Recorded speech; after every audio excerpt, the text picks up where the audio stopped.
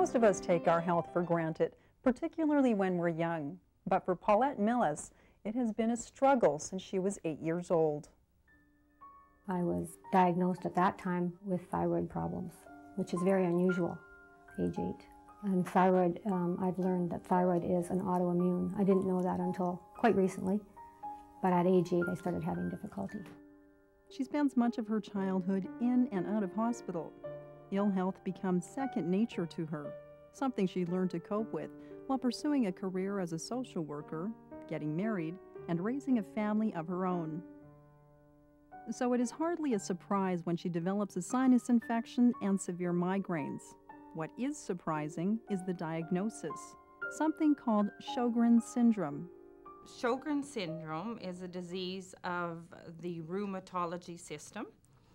It falls into the autoimmune or the diseases of the musculoskeletal system, which means it involves the soft tissues, the bones, and the joints. Sjogren's syndrome is characterized by the abnormal production of extra antibodies that are then directed against the body's own tissues. Symptoms include an inflammation of the tear and saliva glands, causing dryness of the eyes and mouth, which can lead to infection, eye irritation, and tooth decay. It occurs up to 9 times more often in women than in men, and there is no cure. It was so shocking to me. I got a book from the library and it said that most Sjogren's patients die of pneumonia because you have so many infections within 15 years, so I was devastated. I was so sick that I often couldn't get out of bed, or I didn't want to get out of bed. I would, but I would be aching, my head would be aching, and my nose was plugged, and I was just so miserable that I could hardly stand. I never had a good day. As if all this isn't enough, Paulette's body is also becoming increasingly sensitive to the world around her.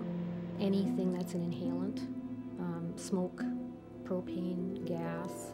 Other things that bother me are fluorescent lighting, computer screens. They will cause migraine headaches, or what I call migraine headaches, severe headaches. I couldn't work with the fluorescence and the stress and the hours of my job, so I left my job as a social worker.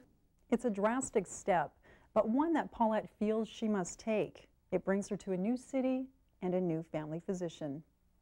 There is no specific cure for Sjogren's syndrome.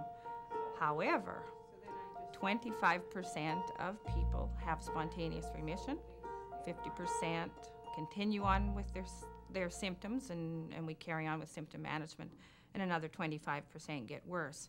Treatments are always just aimed at relieving the symptoms, so chew hard candies if you have a dry mouth, put drops in your eyes, use sprays and things and for your sinus problems. There is really no treatment. It's a progressive chronic illness if you allow that to happen. That prognosis pushes Paulette to make another decision, to take her health into her own hands.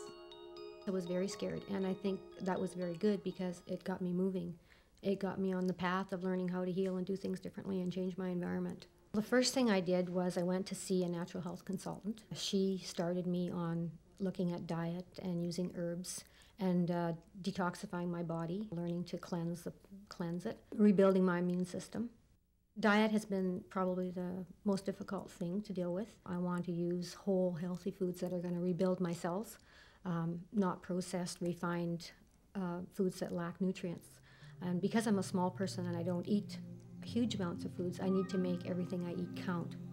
Adjustments in Paulette's diet also have to be made to deal with the effects of Sjogren's syndrome on digestion.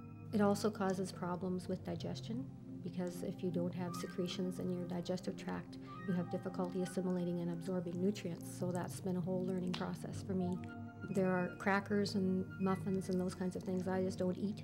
Part of the reason is I want to have a healthier diet, which is a whole grain, but also because they're difficult to swallow for me. A lot of my food is watery, like soups and that kind of thing, or sauces. They're much easier for me to eat. Dry mouth causes a lot of problems. I guess the biggest one is the teeth. People with Sjogren's syndromes have what is called senile caries, and that means that teeth are decaying around the gum line. Most of my teeth have veneers or some crowns, or they have a lot of fillings along the gum lines. My dentist is also a naturopath. He helped by removing all the mercury from all of my mouth, which I think has been significant in my healing. Dry eyes are difficult too because they're often gritty feeling and they're often blurry, so it's hard to read. So I use some natural drops in the morning. Paulette also begins to seek out other forms of care. She incorporates herbs into her daily routine to help cleanse her body and build up her immune system. The chiropractor she sees for her neck pain also encourages her to begin a regular exercise program, and she tries massage and meditation to ease the stress of her symptoms. Slowly but surely, Paulette is finding that the changes she's making inside her body are making a difference. Now it's time to make changes on the outside. I've learned about using natural things that don't have chemicals in them that are going to bother me. I've changed all of my cosmetics. I try to look for natural or use none. We've installed a machine that removes the chlorine from the water so that when I have a bath, I don't absorb chlorine out of the water. I would say it took me a good 4 to 5 years to heal to the point that I could work and be happy and support myself. You can't just get rid of the symptom by taking a pill. You have to heal the body from the inside out, and the body will heal itself when you give it what it needs. And that includes the emotional and the spiritual and the physical.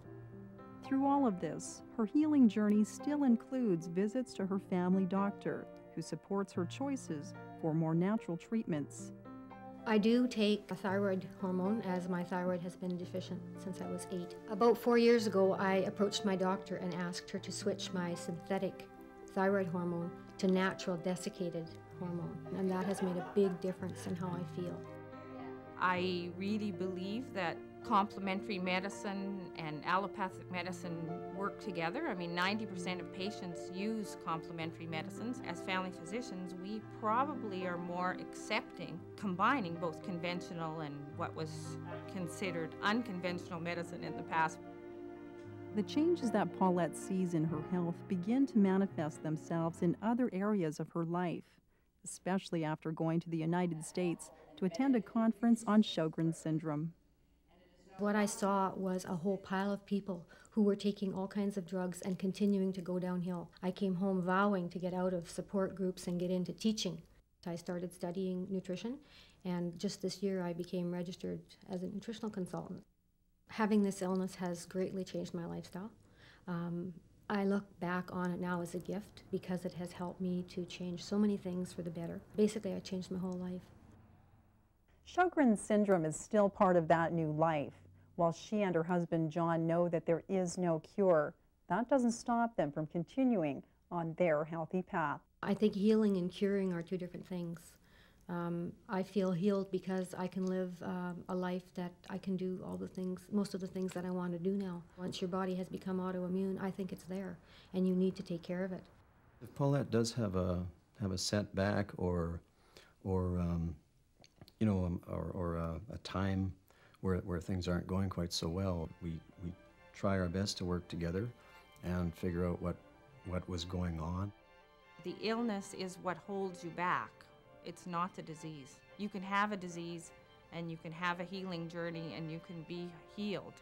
You can be a fully functional participant in your family, your life, your occupation and still have a disease. Taking care of my body has become the most important thing in my life. It's very time consuming, and I've learned how to get those things into routines, but it comes first in my life.